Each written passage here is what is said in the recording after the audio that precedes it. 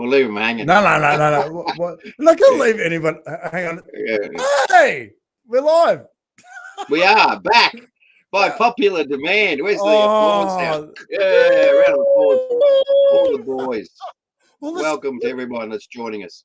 Welcome. And look, we look forward to having people joining us. And I think something for me that has been absolutely beautiful, Daryl, like to have people send me a message to say, hey, I'm absolutely loving what you're doing with Daryl. The value of good, people doing good, and to ask us to actually come back because it's something that they've had value with. I'm really, really humbled because we were actually going to stop this completely. We've got another mission that we're going to start. But I tell you what, how good does it feel to have that? How good does it feel to go? It is good. It's the epitome of good.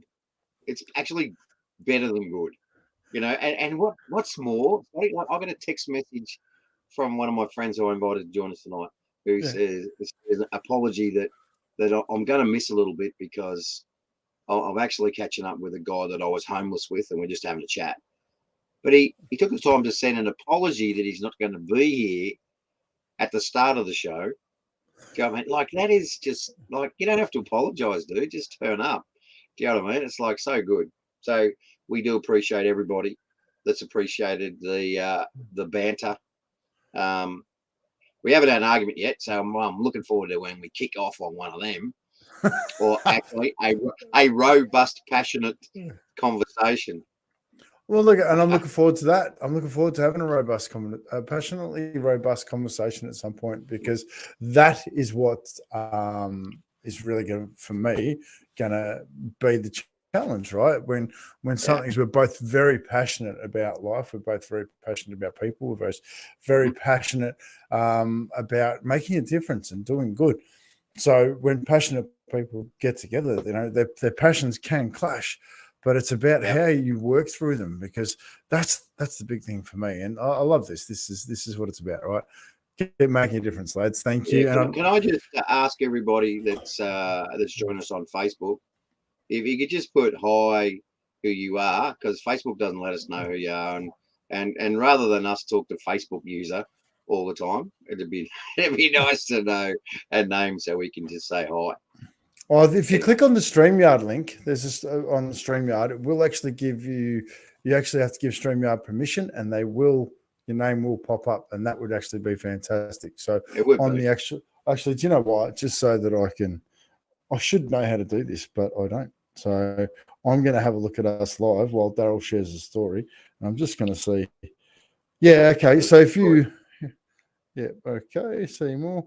So at the bottom of the link, if you go to the Facebook page, there you go. Right, just above us, there is on the bottom, tap the StreamYard link, and that will allow you for us. Zoe, you worked it out. Thank you very much, Zoe. It's sensational. So love that. Beautiful. All right. So, okay, so we click on that link. It'll give us permission, and then we'll know who you are. And that makes our life easier, because we do actually love to see who we're talking to, yeah? Yeah, for sure. You make the effort to come and join us. At least we'd like to know who it is that's joining us. So 100%. Yeah.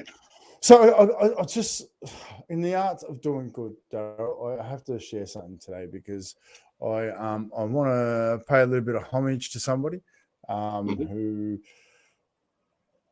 at the moment, I'm out of stock on socks. I'm done. I've got to get some more fuel in the tank to get some more socks, which is awesome, which we'll work on and make sure that happens, which is awesome. But one thing for me is when I see them make a difference, when I see that a heart's been touched and it's shared on, and then it continues, is something for me that I just care about that. It makes me feel really, really special. So one of my good mates, he's having a little bit of a tough time at the moment, and he spent some time away and working on himself. And while he was in there, he met an amazing human who was also having a tough time. And he rang me up yesterday. He goes, "Listen, have you got any socks?" I think so. He goes, okay, what for? I go, I think I've got a couple of pairs downstairs, but the older model. He goes, I'd really like to take a couple of pairs and gift them to somebody who really needs them right now. I said, oh, look, they're the old model. He goes, I don't care as long as it's got the label on it because everything's about the story. And, like just that awesome feeling that someone actually really oh, here we go. I can't figure out how to do it. Steve Thomas, you've still got Steve Thomas. Have a look at that. You're up there, which is beautiful. And you're still waiting for your socks. Well, we better sort that out. So we haven't caught up for ages, and I'm looking forward to it too, Steve. So $29.95 on Marketplace. So, but when the socks get the opportunity to continue the message, like I love it, and it just means it's such a good feeling that I've been connected to something that's done good for somebody else, and doing good. You've got something on that, haven't you? Oh, look, I just had a thought then, and it was just one of those weird thoughts that how much yarn is in one of those pairs of socks? Note to self, how much yarn? Yeah. Why is that? I just thought it'd be an interesting exercise if you actually just took one of those pairs of socks and pulled the yarn out into a single thread and tied that together and then walked from one end of Frankston to the other end of Frankston and get everyone that's had a pair of socks to come and reconnect with that one piece of yarn. Just one day, just for a joke. Just see how far that piece of yarn stretches, how many miles that you've actually covered to touch so many yarns. Nice work, Beryl. How much yarn? Talk. I like it. Beryl beat me to my punchline. Thanks, Beryl. Good job. You did well. She is. So, yeah. Yeah, mate, Scotty, you just because how do you measure good? How do you measure touching someone's heart? How do you measure that feeling? And I think sometimes we need the visual perception of what that actually looks like. But if you think about it, there's just one piece of yarn in that. So I reckon it's a couple of kilometres, maybe. I don't know. Might be 100 metres. Who knows? You know what I mean? But there'll be a bit of yarn in that sock. So you get everyone to just come and grab a piece of that yarn because they're all connected by your heart and by your socks. That is actually pretty cool. I might actually throw that up to the community of Frankston and just see, because there's been quite a few thousand pairs of socks go out into the community in Frankston. I wonder if we can make something. Could you imagine bringing all those hearts together that have been touched by the business of smiles and the story of the socks to actually see that they're not alone, that everyone has needed a Scotty pick me up that day. Ooh, I'm feeling a meet in the middle. Mate, well, there could be a middle of the two socks tied together with a ribbon. You know what I mean? Like here is the middle.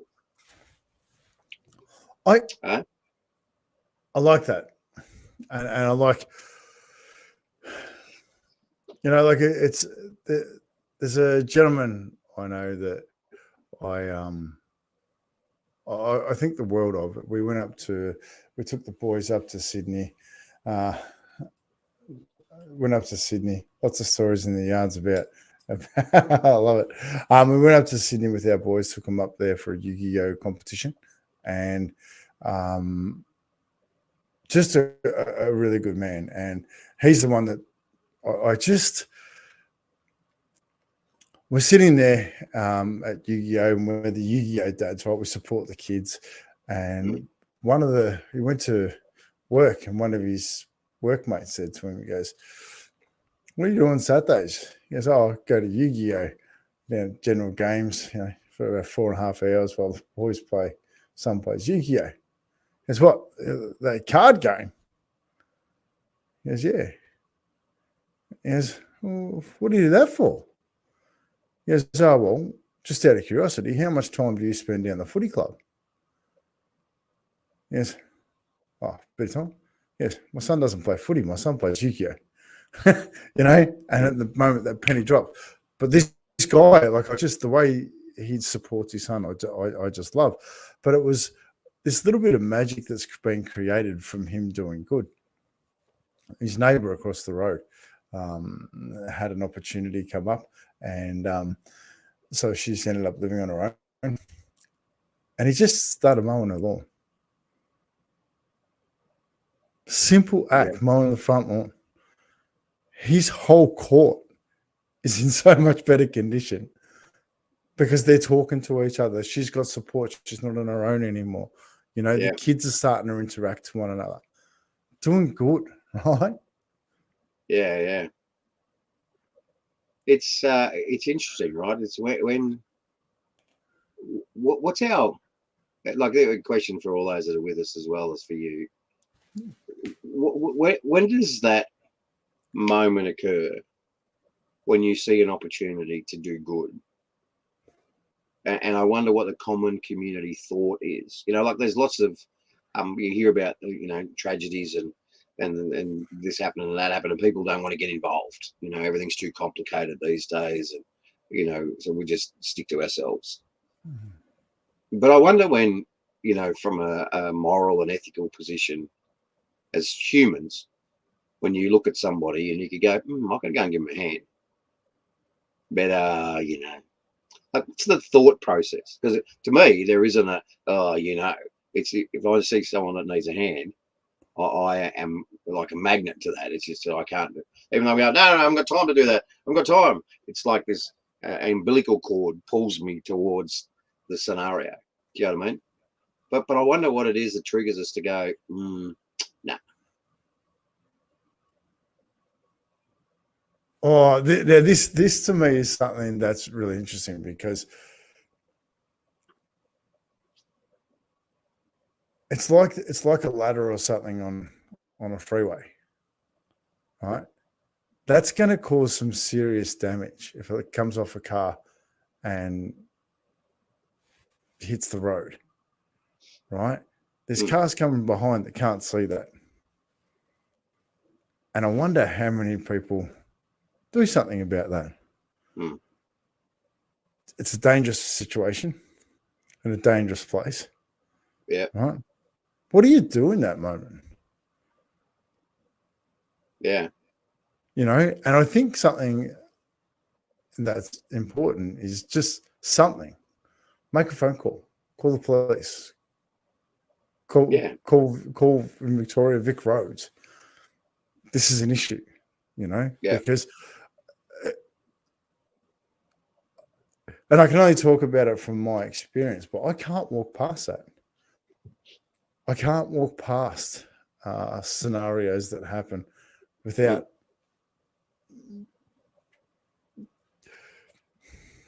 I'd hate to say getting involved, but if I can see danger, just the conscious thought of getting in, you know, like my whole ethos gets turned upside down when I'm shooting down the M1 at 110 k's and see someone broken down with the bonnet up.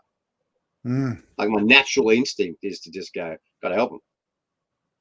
You know, I know a little bit about cars, so usually I'm pretty handy at helping them. But it's that process of, I'm traveling 110, I see them in my vision, I'm 2 lanes over, but I have an emotional turmoil that I didn't stop. Yeah. Do you know what I mean? But that's just me. Do other people get that? I'm curious, because I think that it's something I would have thought it was fairly innate in humans, that when something pops up, we need to help people. I would have thought it was. Yeah, look, it may be in our generation, but I see there's some disparity. You know, like, I've been in the car with some younger folk and said to them, "Did you see that that car broken down? Like, there's 2 of them there trying to help, and they look like none of it." They go, "What car?" Like, there seems to be some lack of peripheral vision and understanding with this focus that they have of speed. Everything's got to be done quick. It's everything got to be done quick. Got to buy the house quick, the car quick, have the family quick. Like they have no patience. There's different generation. So I think that has changed their peripheral vision to this focus, even driving the car, because they don't see stuff that's going on. So I don't think it's just that they that it is. You would think it is. It's an inert, flight or fight type mechanism that we would have as human beings. That our first, DNA gut response would be to help someone in need, because we would like someone to help us when we're in need. And whenever you've got that virtue, like there's lots of hope of things that you can do where, I have no need to be excited about Yu-Gi-Oh. Do you know what I mean? Neither do I, just quietly. And that's not condescending. It's not condescending to Yu-Gi-Oh players, right? So therefore, I'm not going to spend any time to do that. Whereas that whole process of I have a basic human need, and when I'm in need, but again, it's a changing dynamic, Scotty. This is where we get to a lot of the issues that we got with men's mental health, right? Is that we don't ask when we're in need. We just look for ways to work through it, to soldier on, to pick up the pieces, to make sure that everything, even though I'm like a duck, the legs are going flat chat and the head looks calm. We're not. We carry in this internal turmoil because we just don't have this basic ability to say I'm in need. I need some help. Do you know what I mean? So is it just our DNA to think about helping people when we see something, or is it now becoming overridden by conscious decisions and work times and frames and all the other stuff that goes on in our world? I'm going to grab a couple of things here. First, g'day, Kerry. Lovely to have you with us. That's awesome to see your name pop up. Thank you very much. Melissa, doing to others as they do unto you doesn't really happen anymore. And I think it does, but just not with the frequency, Melissa, that it used to always happen. So I think there's still the cases out there, but you're right. It doesn't really. Those are the same volume. Do we still talk about it as much as we used to? Because we've had so many other things going on that, like with COVID coming through, with everybody just trying to survive and trying to get everything going on, we're very much focused on just getting through things. We're very much focused on, what pain point do I have to deal with today? What do we have to deal with? Like that's been a really interesting thing. I think maybe we need to just open up the conversation about it and decide whether or not it is of value, and then consider it more. So your thoughts on that? Sorry, I missed that bit. I was just reading. That was really interesting. I can't. I'm a man. I don't multitask, Scott. I'm proud of that fact. I've been saying it to my wife for 30 years. Say, babe, don't give me two tasks. I can't do it. One at a time. I love it. So whilst I was reading Beryl's comment, then I missed everything you said. So, okay. So, except your thoughts. I got that bit. Yeah, your thoughts. That's okay. No, I'm going to leave it at that. Right. So, I'm gonna move over to this one because that's awesome, Omji. I appreciate this. You guys care. The guilt you feel at not helping. Where does that come from? Where does the guilt come from? Because we're not born with it. Yeah, look, I just like to clarify that a bit as well, because guilt's a really strong word, and I don't really have guilt. When I said that on a moral and ethical, I get into turmoil about not stopping, is different than feeling guilty about it. But I get the point.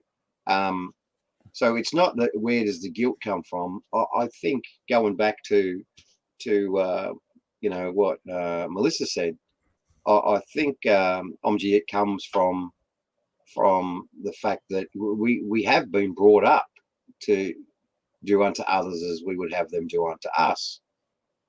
But the interesting thing about that proverb is that it's do unto others first, not, it's actually in the terminology do unto others. So in other words, perform the act for others that you would have them perform for you.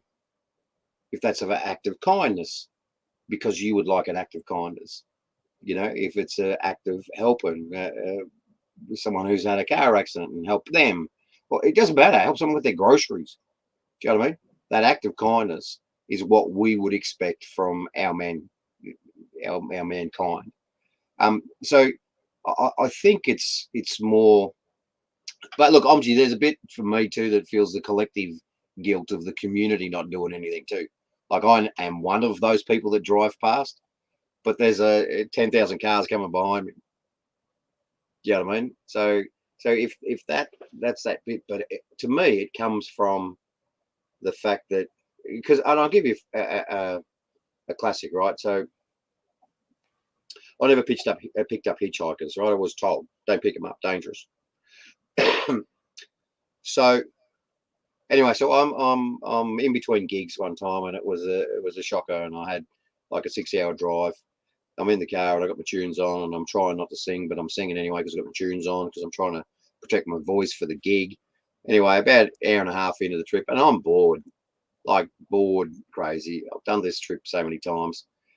Anyway, up ahead I see this hitchhiker, and I was single at the time, so my mind instantly goes, it'd be great if it was some gorgeous Scandinavian backpacker that was lost and needed help, and we fall in love and go to a desert island.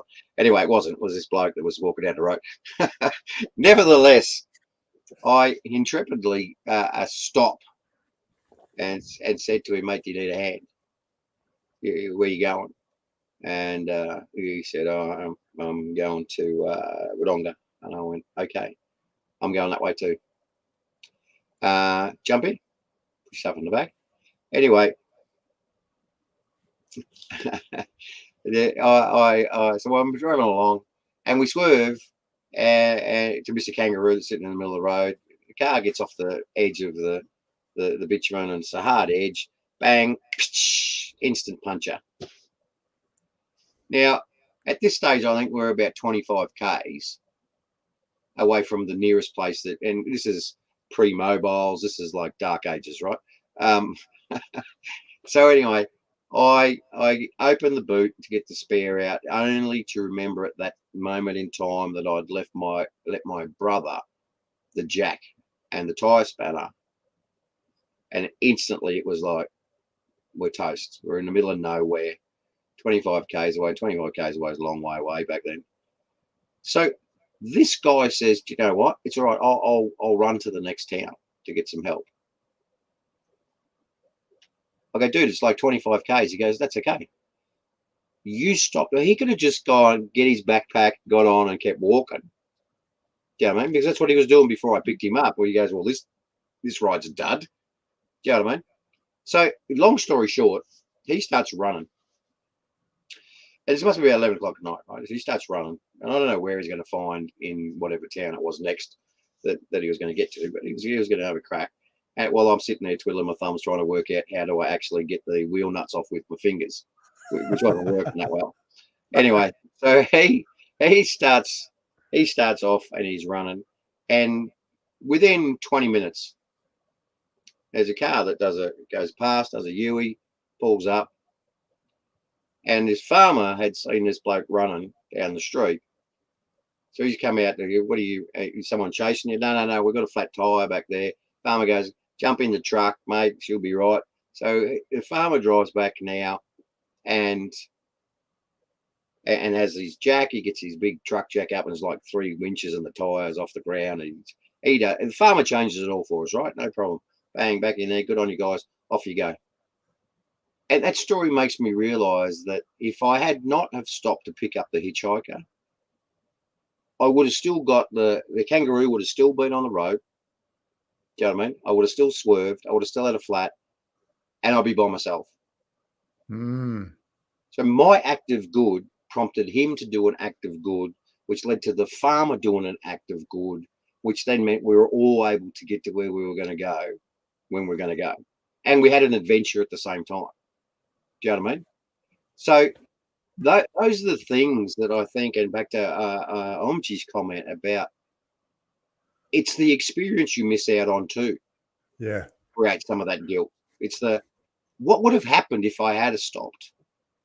You know, it might have been another story altogether that the broken down car was just part of someone's life that needed to be helped at that time. So yeah, it's I can't take the risk. You know, it's like I never played Tatslotto, but as soon as you put a Tatslotto on a ticket on, you got to play the whole time, because as soon as you stop playing, your numbers come out.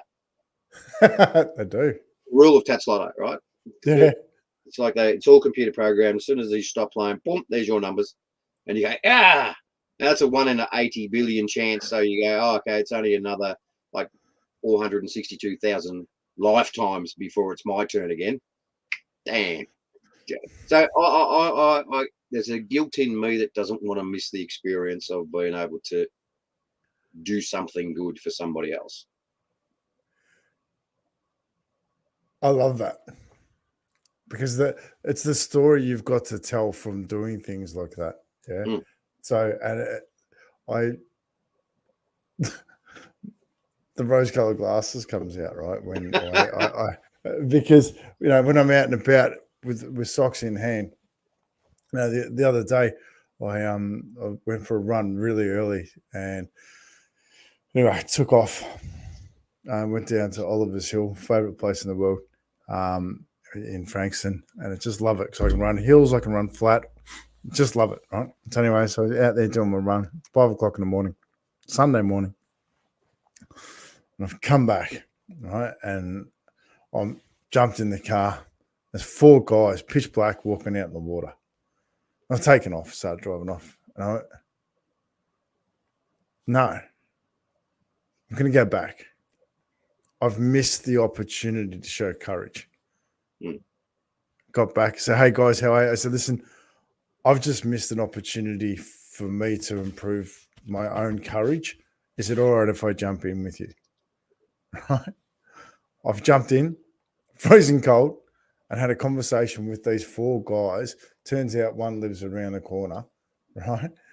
And we had a conversation about life. Mm-hmm. And it was one of the best conversations I've had in so long. Just about what's really going on in life for these guys. I got out of the water, got the opportunity to gift everybody a pair of socks, and just really touch hearts.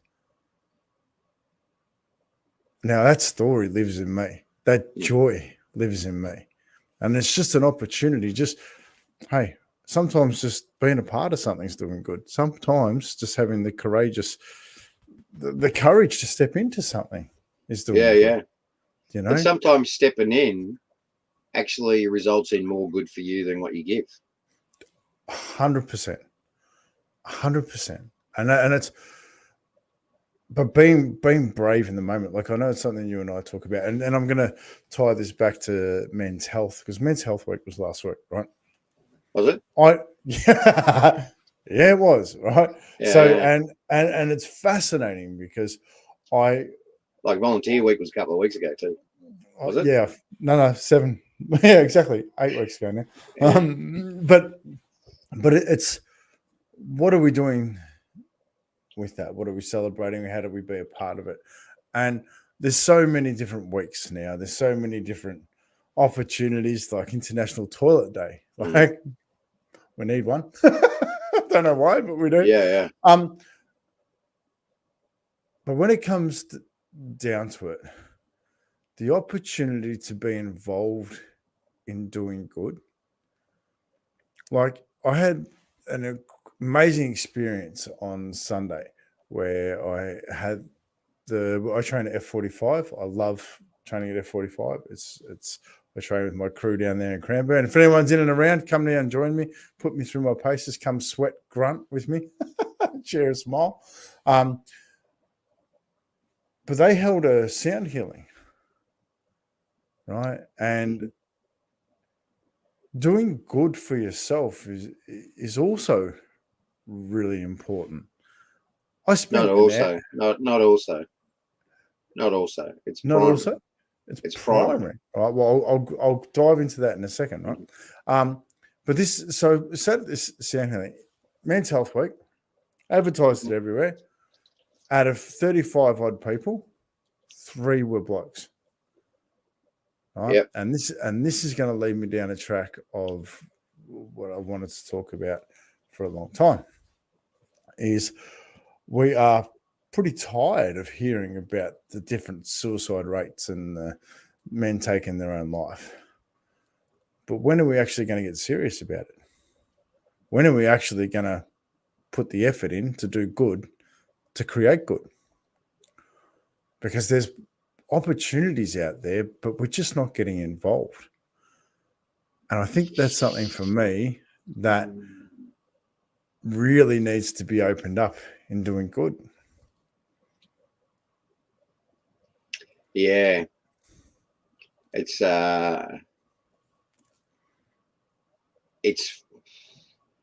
these are one of the things, and I think we shared before, and we had a few comments that were probably not quite in agreement with my attitude about stress. Yep. And that my position is that stress doesn't exist. It's an emotion caused by inactivity. Mhm. There is not physical stress on us. There might be pressure, there might be fatigue, there might be lots of things. But do we suffer from stress? So that obviously is a conjecture subject because it's now a label. It's a thing we have. Mhm. And when you think about the human condition, and we talk about it, and we hear the mentors talk about it, we hear the movie stars talk about it, we hear our grandparents talk about it, and the thing they talk about is life isn't meant to be easy. It's life is the journey. There is struggles, there is triumphs, there is a mix of all those things. And to think you can live in a utopian world where I am struggle free and happy every day. And it doesn't matter where you are. You can be broke and homeless and you have your struggles. You can be Warren Buffett. His struggle is that does anyone see me for anything apart from a purse? Like imagine bearing with that. Doesn't matter what conversation you have. Does this person have an agenda? Do they want money? Are they really, engaging with me, the individual? So at both ends of those spectrums. So finance doesn't make any difference. So it's that the condition of, have we over labeled men's mental health? Because I question that. I go, what is it that men aren't coping with as the conversation?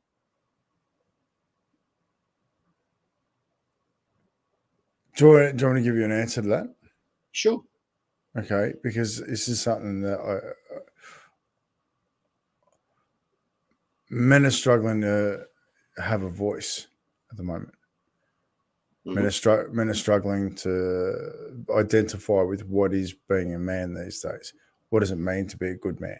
What does it mean? And I'm going to grab something because this is something for me. And Melissa, I really appreciate this comment because toxic masculinity is ingrained in our culture. Men such as yourselves can change this, allowing other men to be truly who they want to be.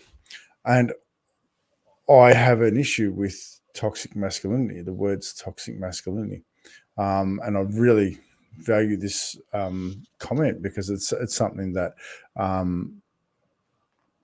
needs to be spoken about, because we can focus on toxic masculinity. However, I feel it's more of an opportunity around the fact that that's the way men have learned. Men have learned that that's what's acceptable. Men have learned that, you don't have to go far back in our history, in our own personal history, to find all sorts of different opportunities in life where we've done damage to one another. And I think now we are learning the actual implications of that because they've got a much bigger voice.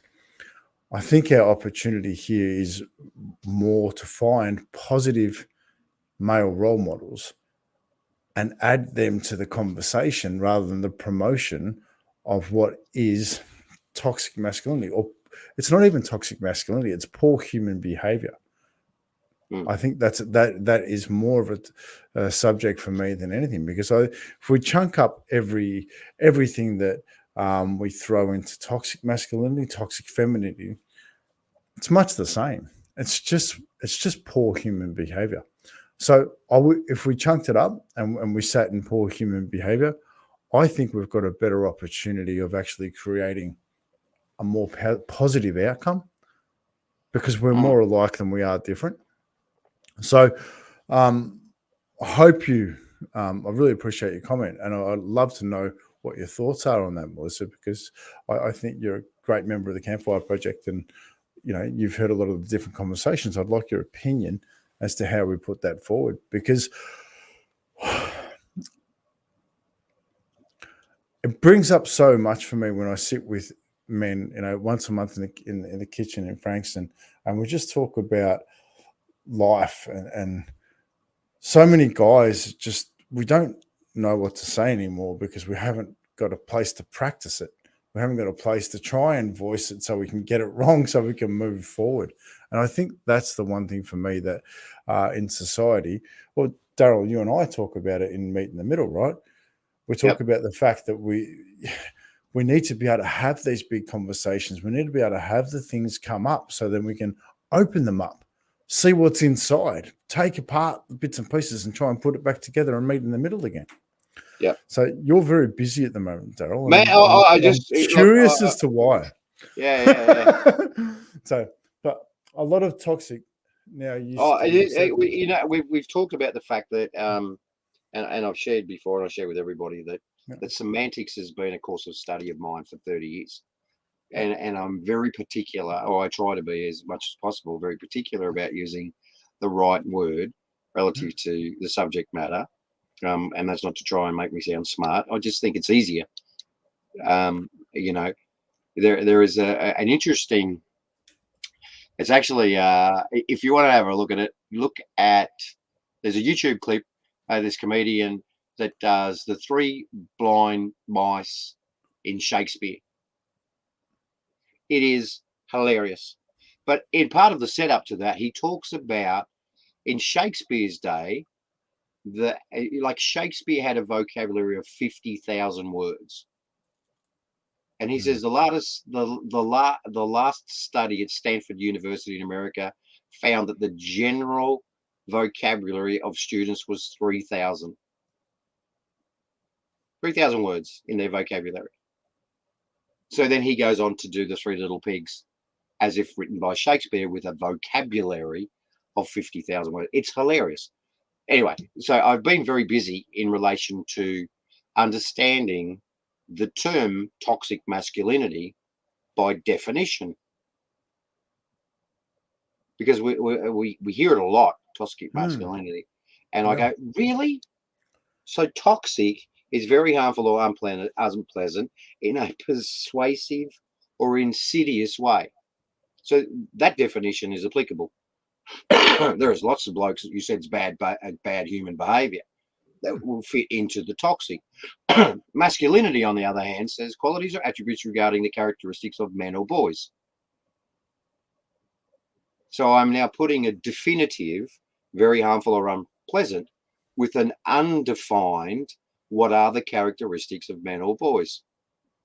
Like you said, if we looked at guys are suffering from lack of identity, which causes toxic masculinity, right? yeah,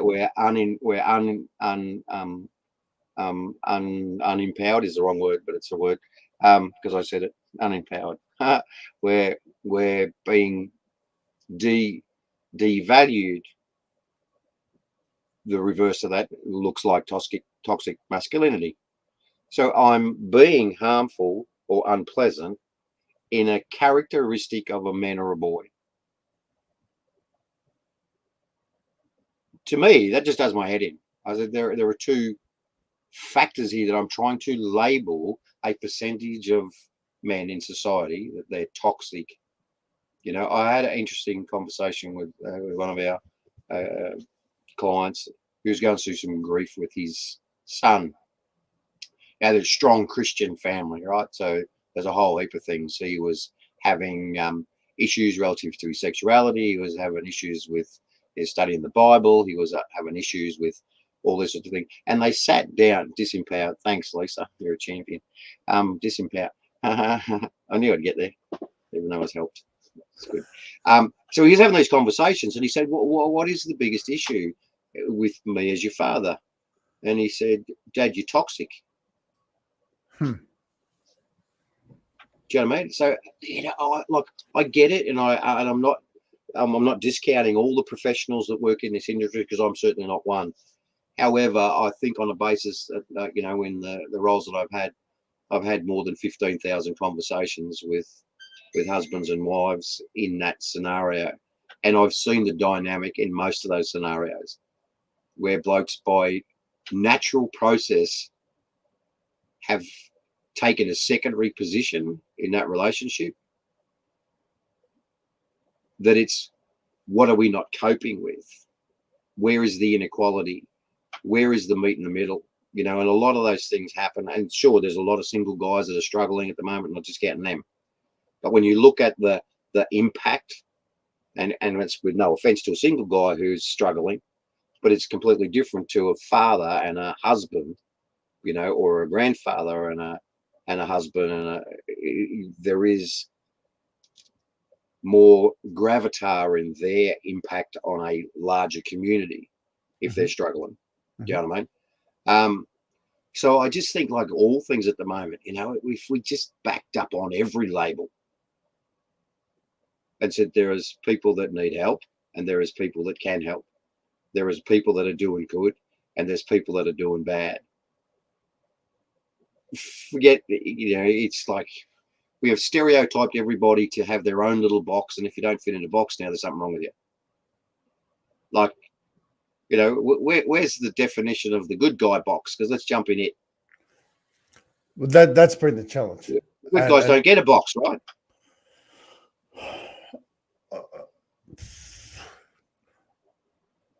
I'm having a whinge tonight. No. But I like this, right? Because this is really important.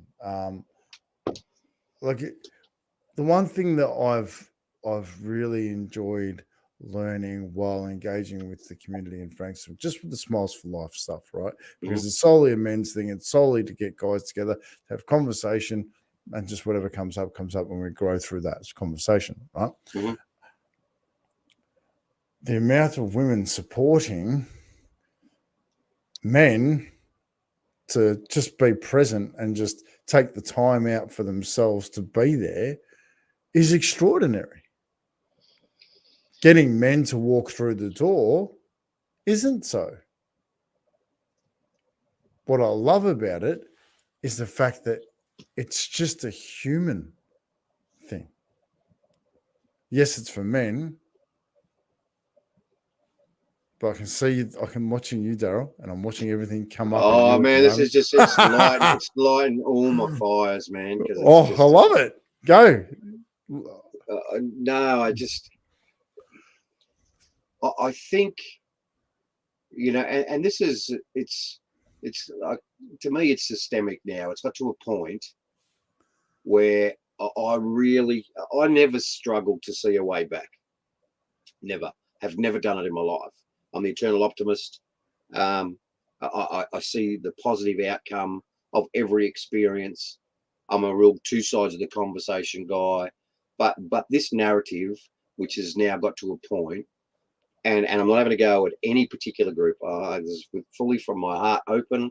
There's no judgment. This is just my opinion, nothing else. Oh, this is going to be good. But I see that there is this advocacy of and because I'm fortunate enough to be old enough to have now crossed different generations and seen what it was like in the 50s and 60s, what it was like in the 70s, the 80s, the 90s, up to now. So culturally, ethically, morally, all that's been a struggle for me my whole life, to see all these new things, these new trends, these new ideologies that we all have to adopt. So I take the feminist movement, and I'm all for equality. Love it. And then you get that whole process that then gets into a point where equality is now not what the game plan is for feminists. It's domination. and it's suppression, because they've gone to the other end. Once you get past equality, what happens? You either stop the movement or you keep pushing forward.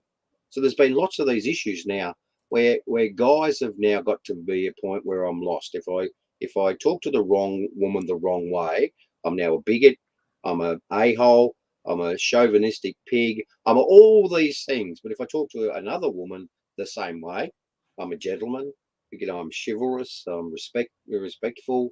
So now my brain just goes, I don't know. So I give up. Yeah. And then I get a group of advocates saying, but you can't give up because you're a bloke. Like, you are supposed to be the hunter and gatherer. Do you know what I mean? So I get to this point. Now, when you say that I've got now this whole advocacy of women supporting me being a man, I go, no, I don't need you to now tell me how I need to be a man. You've told me how I need to not be a man, because I question who come up with toxic masculinity. I guarantee it probably wasn't a label given to blokes by a bloke.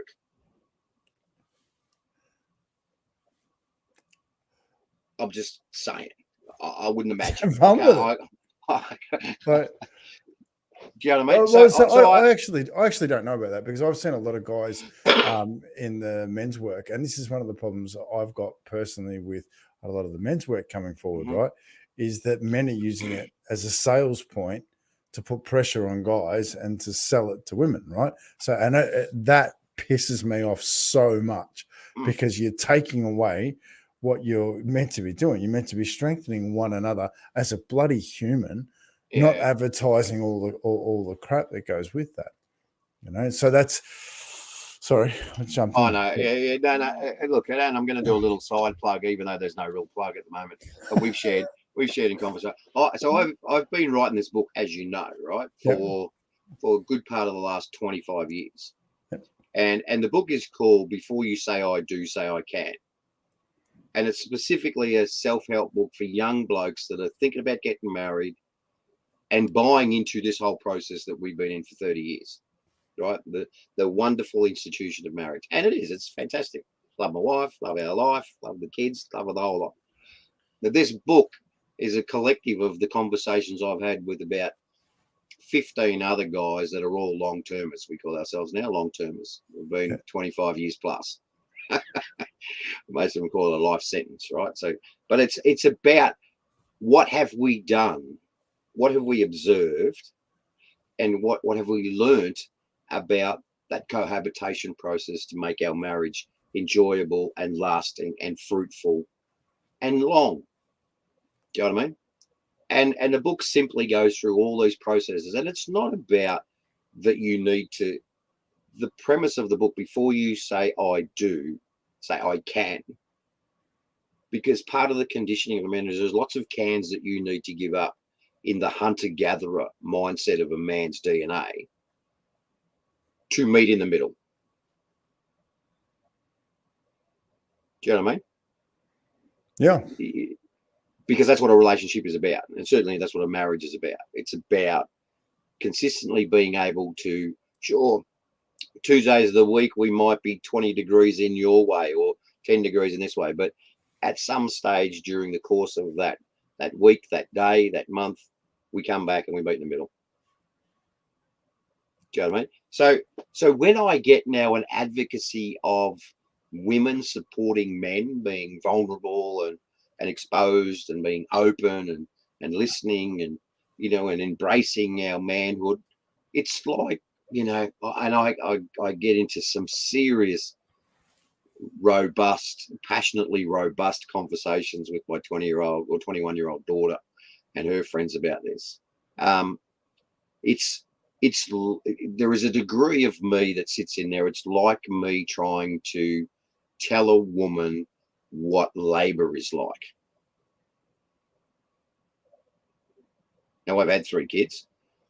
I participated. I was an originator, but I didn't go through labor, and I would never try and comment to a woman about what that experience was like. So I find it with great difficulty to rest in me about women telling us what it's like to be men.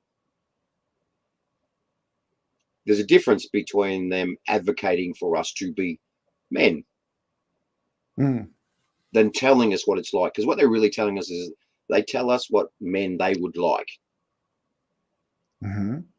which still doesn't let us be our real us.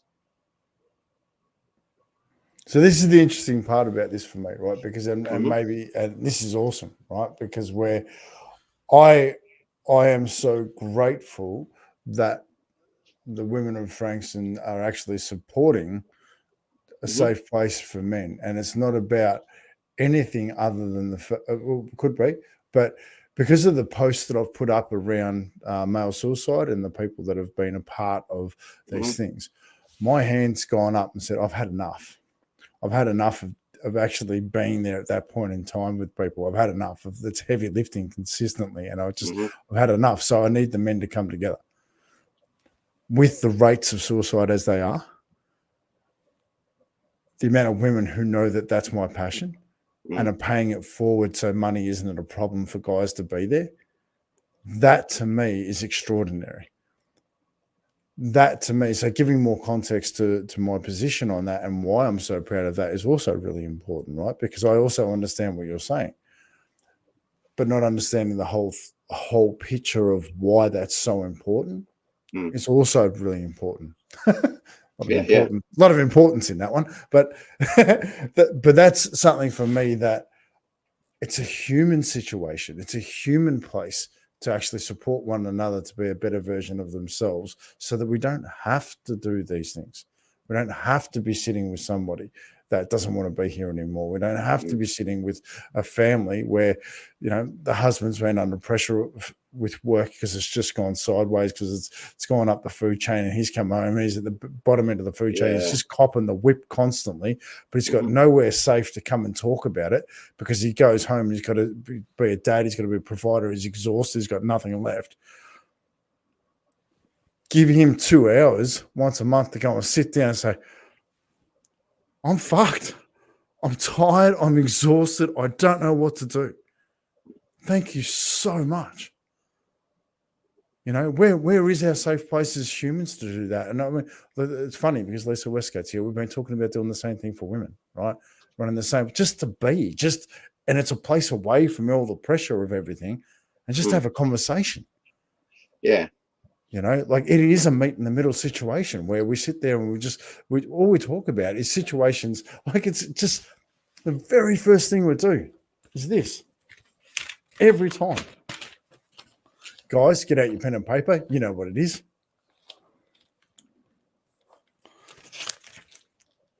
Draw a smile, right? And then what made you smile today, right? It's simply about making somebody feel good so we can do good. You said it yourself when you told the story about pulling over to help a guy out. That one act of good transacted in so many other actions of good. When we support one another to do good, we have less pressure on things. We create a story. That could have been a very different story sitting there on your own. Yeah. Right? But it wasn't because we chose to do good. How many other times in our lives can we choose to do good? Be a part of something. Yeah. So, something that. Go. And because I'm not in the industry direct, like I said, I talk to lots of people, shared lots of stories. But I wonder how many of the guys that are under pressure to open up and be vulnerable. Like I look at myself and my brother, right? We're totally different, right? He's totally reclusive, has his little life, he lives in his little world and he's all good. He doesn't feel the need, nor does it ever happen, where he feels vulnerable to come out of his shell and talk about his emotions and his life is fine. Yeah. So I think there is this perpetual sort of subconscious noise for a lot of guys too about the pressure to have to speak out, to be vulnerable. Okay, I don't need to do all that. You're wanting me to do that. Someone is wanting me to do that. Now, and there's a whole heap of guys. This is the problem that we've got is, one, women need to first understand we don't multitask. No bloke does, never have. So we can only think about one thing at a time. Do you know what I mean? So it is the bit that I get that I really am passionate about, like you with the meet in the middle, is and this is where I think doing good, and certainly in the volunteering sector, helps so many guys. We need to encourage Yeah. more men to volunteer, because then they can be men and they're doing specific things. And if that means I'm going to help put up a shed, I'm all there. But it's that relationship of doing good that creates a comfort, and it creates a safe place to chat to the guy that you don't know who's doing good next to you, going, "How you going, mate? Oh, look, I've had a terrible week. Really? What's going on?" That there's a great impetus in getting men to be men first and then vulnerable later. So And we, and I'm grabbing this, right, because this is the part that I love, right? Because we're not all in pain all the time, right? We've got good things going on in our life. We've got great things happening. And it's actually really important to be present when they are going well. It's really important to be present, that you can be that for somebody else. The single biggest thing that shows courage for me when we do these is the guy that says, "Nah, I'm good. I don't need to talk about anything." And I celebrate that. I'm like, yeah, how awesome is that? Tell us what's going good in your life. You know, like we're not after, and since you and I have been engaging, I have stopped using the word vulnerable. I'm not interested in it. Right?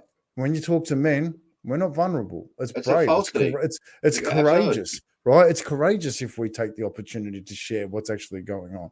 That's courage. And I love that. But at the same time, it's courage to say nothing and just be there.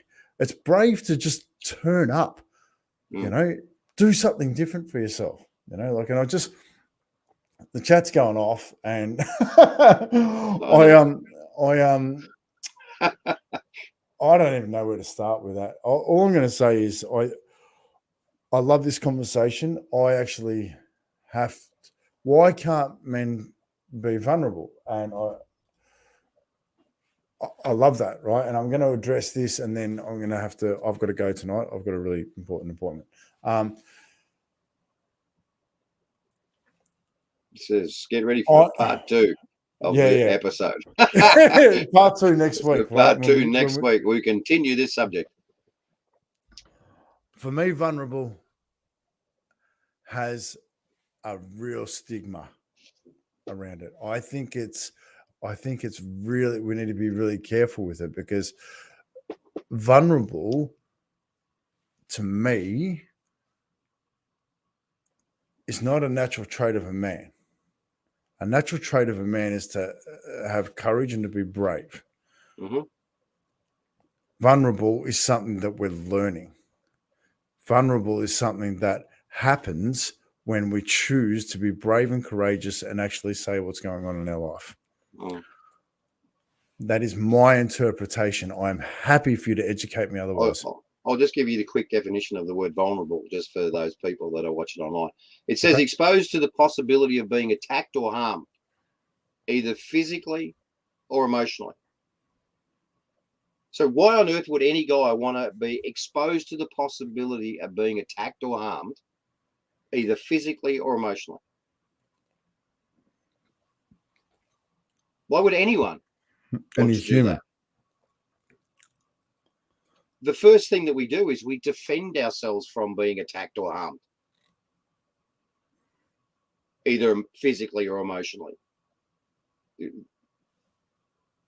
So to express yourself, some people do it really well because they're confident enough to express themselves. To expose themselves emotionally, I'm feeling hurt, is, like you said, Scotty, that's a courageous thing to do. And that's not exposing yourself to being attacked or harmed. There is no way known. We've already had the conversation before. The Quit campaign hasn't worked because people still smoke. and because we are programmed as kids not to quit. Mm. It's psychological. It's just in our subconscious. Boom. Do you know what I mean? So if they had said the stop campaign, it would have been great because we do stop. This comment. Building the trust and safety is important, but there is still no guarantee of not being hurt. That is 100% correct. Yep. There is no guarantee of not being hurt. But you know what happens when we choose the courageous and brave path of stepping into it and to learn? We make a step forward and we get a new learning. It might be a step forward that creates pain, but then we get to take another one because we've got a new feeling, a new way of looking at it. Excuse me. Listen, I really love what's going on right now, and I really, really, really want to continue the conversation. I'm going to have to leave it to next week because I do have a really important appointment I have to get to. Yeah, and we didn't even know what we're going to talk about tonight, Scotty. No, I know, right? Welcome back. Welcome back. Welcome back. Well, look, I run over time, but I just want to say something from my heart to everybody tonight that really was. We turn up here regularly. I've been turning up here online weekly for quite a few years now. And to have everybody come back with the feedback that we got during the week about this one podcast, I can't thank you enough. I can't thank you enough for doing that, because I've grown extensively over the last 4 to 5 years doing these. And to have the feedback that I've gotten in doing this with Daryl has been extraordinary. So from my heart to each and every one of you that reached out, and I just mine. can't. Yeah, and Daryl's. I really, it's given it more purpose, and clearly by the comments tonight, we're hitting some nails. Yeah, so right on the head. So thank you. And if you've got something that you want us to talk about, if you've got something you want to open up, please send it through. Okay, because we're more than happy to talk about anything, and we're happy to get it wrong, so we can make progress, right? We're happy. If you can educate us because we're off the dial, then sure. Mate, how many times have you been off the dial? Me, plenty of times. We're just two blokes having a chat. So, yeah. So we love to learn. We love to do good. Thank you. All of the people that have joined us tonight have done good for us. Yeah. Send the suggestions, send them through. That's it. Just send them through via a direct message. Scotty, you got to find the button and go, because you've got an important meeting. I actually 3 minutes late. Yeah. I told you I'd hold you accountable, man. That's one of the things that blokes do for blokes. We hold each other accountable. I need to tonight. So honestly, thank you, everybody. Have an amazing night. We're back. Hey, everybody, love you, and I hope you're smiling. Oh, you cheeky git. All right. Have a fantastic week. I'm back tomorrow night with Shorty. So, yeah, have a great night. All right. Thank you. I hope